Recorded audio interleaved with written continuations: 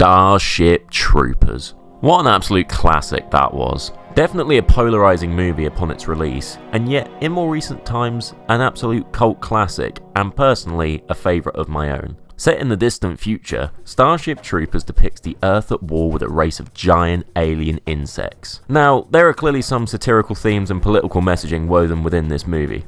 However, as a simple man, I just love the over-the-top bug squashing action. So when I found out a game about this movie was coming to Xbox, my God, I was excited. But is Starship Troopers Extermination any good? Well, let's load up with Casper Van Dien, get ready to do our part, and get straight into this. So Starship Troopers Extermination is a 16-player PvE first-person shooter. Built on the Unreal Engine, this game takes place 23 years after the original 1997 movie. Now, it has only recently released for console, but this was launched into early access on Steam for PC last year, so the game has had time to sort of make updates and improvements and continue growing. Now, when it comes to the core gameplay itself, it is incredibly intense playing this game. There's a real warlike atmosphere going on, which again, obviously is very reminiscent of the movies, right? Having a 16-man unit is awesome and really brings to life the scale of the combat that you're in.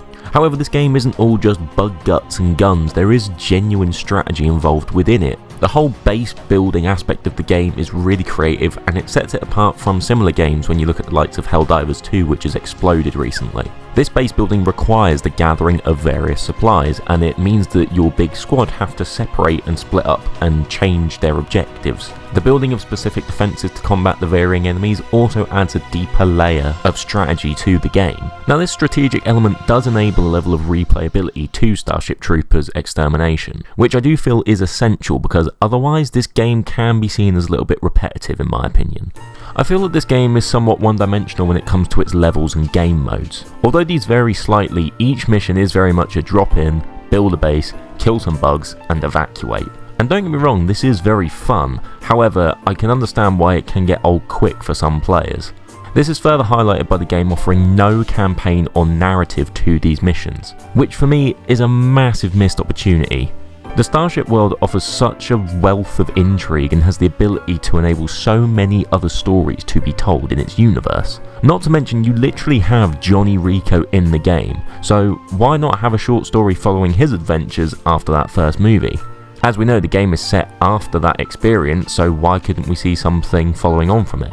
Now, I'm not expecting an Oscar-worthy narrative performance here, but just adding some layer of context and rationale behind these missions would allow for a deeper and more meaningful player experience. Personally, PvE modes to me are some of the best gaming experiences out there, with Call of Duty Zombies being a prime example of how much a simple PvE mode can offer, both from a gameplay and a narrative perspective. Whereas to me, Starship Troopers Extermination doesn't quite offer the same extent of replay value. Don't get me wrong, there is certainly enough fun to be had to continue playing, particularly in co-op. I feel like this really amplifies it tenfold by battling bugs with your buddies. It's just an incredible experience all round. But without those additional challenges, say like what an Easter egg would do in Call of Duty Zombies, I do fear that this game will get old quick for players. I don't think that repetitive nature is really helped out by the actual enemies in the game, the bugs themselves, because to me there is an incredible amount of repetition just when it comes to the enemy types alone. The main bugs that you will end up fighting the majority of the time are the grunts and the tiger bugs. There are obviously mortar bugs within the game as well, but these are used nowhere near as frequently. Now again, I feel like this is a massive missed opportunity for off-world industries to have some creative input, because there's no reason why they couldn't create a wider range of enemies just based upon bugs, right? Like you could have flying bugs like you see in the first movie, or even for example aquatic bugs. There's no reason why they couldn't branch out and diversify the enemy base. Similarly, there is no diversity at all in the playable environments that are featured in this game. I understand that this game does take place on the same planet as the first movie did, right? And that was obviously highly desert orientated. But surely there's more than just a desert, right? Surely there's other biomes on this planet. And even if there isn't, make some up.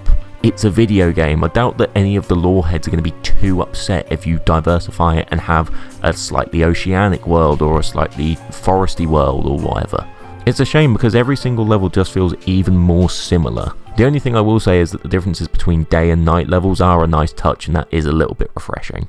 The ability to play in different classes is also quite nice too. So at the minute, at least on the console version, there are 3 classes. So you've got the Assault, the Heavy and the Support. I have seen that on PC I think there's 6, but unless I'm being really stupid and I can't see them on the console version, there are only 3 actually on this version. Either way, all of these classes do offer new perks, abilities and weapons, which does add to the replay value and enable a multitude of experiences to be had by the player. Certain game modes are also locked behind player levels, which again only increases that replayability, having to progress and unlock and offer new experiences to those players that are more interested in a grind of a game, which personally I don't mind. I think it's worth mentioning that the sound design in this game is also fantastic. The music itself is incredibly reminiscent and consistent with the movies, same with the sort of futuristic gun elements and like the bug attacks and all the squeals and sounds and everything. It just all fits the environment incredibly well.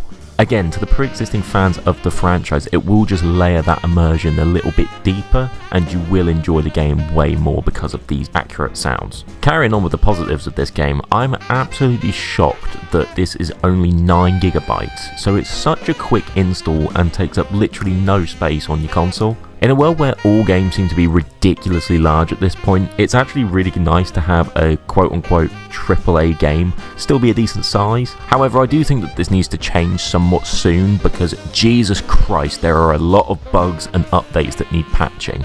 I understand that the game is somewhat still in early access, which does mean that there are going to be glitches and performance issues. That's going to occur, that's part and parcel of it, but there's literally a bug to not be able to shoot the bugs. Like, that's horrendous. That is full on smelly bin levels of shit right there. I understand that these things can happen, but this game is currently priced at £42. That is wild for a game that is still currently in quote-unquote beta. Fingers crossed Offworld Industries will continue to update and patch this game, as they kind of have with the PC version, but for that price tag, they need to be doing it fast. So overall, I feel that there is a lot of potential with Starship Troopers Extermination. I gotta say, to me, the core gameplay mechanics are solid, and the intense and engaging atmosphere that this game can bring to you just provides so much enjoyment, particularly if you are already a fan of the universe itself. The bug slaying itself is satisfying, and the strategic and cooperative elements of this game should not be understated. Again, if like me you are a fan of the franchise already, this game will hit you straight in the member berries and will be an enjoyable experience, no doubt at all. My main issues with this game at this stage are currently the price. To me, it does not feel like a full game yet, so charging a full retail price for it is a little bit of a piss take. The lack of map variety, a campaign narrative, and the performance issues that this game is having do hinder it, and I fear that if these aren't rectified soon, this game could fall off quite quickly. Hopefully Offworld Industries can provide consistent updates in a similar way to which they have on PC, both in the content and the bug fixing departments, because to me there's no reason that this game can't be a success. It's got all the building blocks there to be a fun PvE shooter. If I was to make a recommendation, I would say keep an eye on this game, but don't actually purchase it at this stage. But anyway, what do you guys think? Have you picked up Starship Troopers Extermination yet? Is it on your wish list? Are you thinking about buying it? Or do you have no idea that this game even existed until now? Let me know down in the comments down below, and if you are new here and you haven't subscribed already, please do consider it. It does mean the absolute world. Thanks ever so much for watching. I hope to see you in another video sometime soon.